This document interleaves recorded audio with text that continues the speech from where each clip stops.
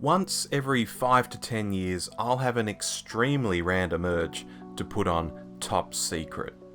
This is a 1984 film featuring a very young Val Kilmer. It's actually his film debut role, alongside the likes of Omar Sharif, Peter Cushing and Michael Gough, who are some big names, but if you know anything about the film, they're clearly there just to take the piss and be a bit silly, as well as take a paycheck, I guess. The basic premise of the film is an American pop idol is sent to East Germany to sing at a festival. Now there's probably people out there watching this video who weren't even born when they were still in East Germany, so that's quite weird in itself. This festival, however, is a front for these particular East Germans to reunite Germany. Naturally, there's a resistance to this, and the pop idol falls in with them. Wacky hijinks ensue, and it would be remiss if I didn't note at this point that these East Germans are portrayed like World War II Nazis, while the resistance to a reformed Germany is French-themed, again a bit of a World War II reference. So basically, folks, Top Secret is a World War II comedy set in 1984. Are we in weird territory yet? First impressions are always good whenever I rewatch this. Indeed, on my last rewatch, I'd actually forgotten some of the really silly songs throughout, because Kilmer's character, Nick Rivers, is the pop idol I mentioned earlier. One song in particular, Skeet Surfin', is a spot-on Beach Boys parody that goes something like, if everybody had a 12 gauge with a surfboard too, you'd see 'em shootin' and surfin' from here to Malibu. Complete with surfer dudes firing shotguns at clay targets which are being thrown by bikini-clad babes, all while riding surfboards. So I ask again, are we in weird territory yet?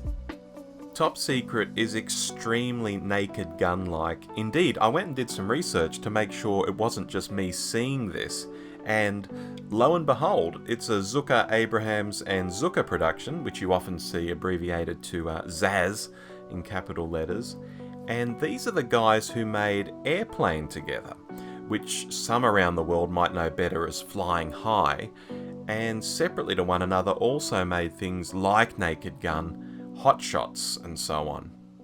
Indeed, I believe it was after the success of Airplane that the Zaz guys were unsure of what to do next. They'd made the TV series Police Squad, which of course was the precursor to the Naked Gun films, but that was cancelled after just 6 episodes. So David Zucker explains, and I quote, "We just needed a subject that we would be excited about. Starting out, we didn't have a whole genre like the airplane disaster movies. We were just fans of those black and white World War II films that were made during the war. Somehow, we didn't think that was enough. We didn't want to do a period piece, we wanted to make it contemporary."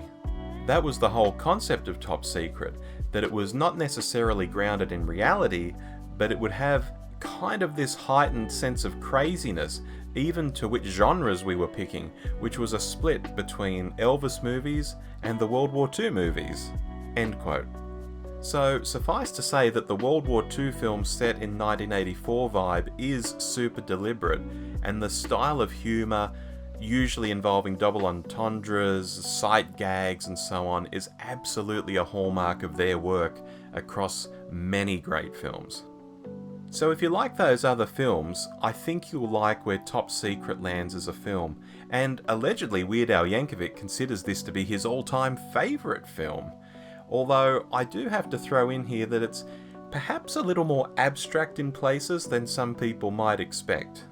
Scenes like the one in the bookshop where Cushing, Kilmer and co. clearly filmed it in reverse so that played the right way around, their characters move and talk extremely weirdly. Or there's an underwater bar fight. It's all very weird, very funny stuff. Really out there when you stop and think about what other films of the time, or even what other films period, are like in general. All of that said, I do have to say at some points in the film it does drag a little, as not every song and not every gag really lands, but it keeps coming at you at a relentless pace, and there's funny material being shoehorned in right until the end. It doesn't taper off. There's still funny stuff happening in the last minute of the film. So am I glad to rewatch Top Secret every now and then? Yeah, I am, for sure. Some of the material is very clever, and watching a young Kilmer singing and dancing, not to mention having a really, really good grasp on comedy timing, something I don't think he really became noted for in his film career as a whole, is just a delight. There's a lot of fun to be had here, especially if you don't mind things getting a bit weird and abstract, a bit surreal in your comedy.